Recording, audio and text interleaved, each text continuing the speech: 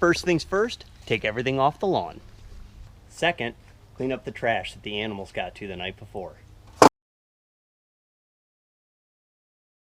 Onto the lawnmower. First thing you want to do is check to make sure this is installed. This is what mulches the grass instead of collects it.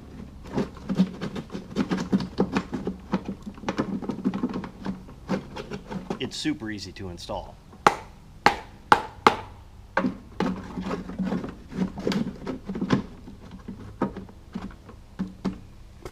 Here, it should fit just like this.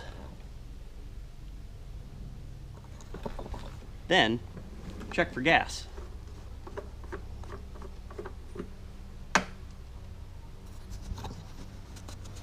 That's not enough to cut the grass once. The big can has just regular gasoline. This is what we use to fill the lawnmower.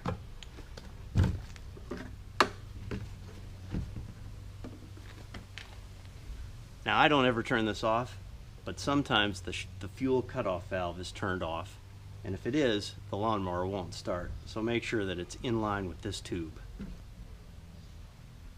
There you go. The next thing you're going to do is move this lever all the way down to choke. Once it's on choke, all you need to do is pull the ripcord. Wait for a second while it warms up. Sometimes it takes a full minute, but in the summer, usually only 15 to 20 seconds. You come over here and move this knob down to fast. You should hear a steady sound from the mower's motor. If you hear it revving and slowing and revving and slowing, just move it back to choke. It needs a couple more minutes to warm up. Once the lawnmower is in position, it's simple to get the blade going. Just 2 steps. 1 and 2. You have to hold the yellow lever forward until the blade comes up to speed.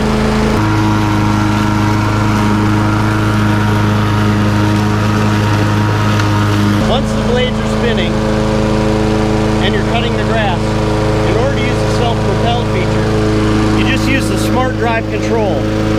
Pushing down makes the mower go forward.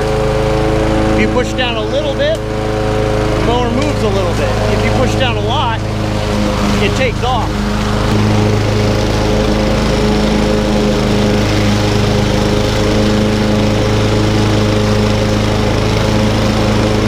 To turn it off, all you have to do is move this to stop.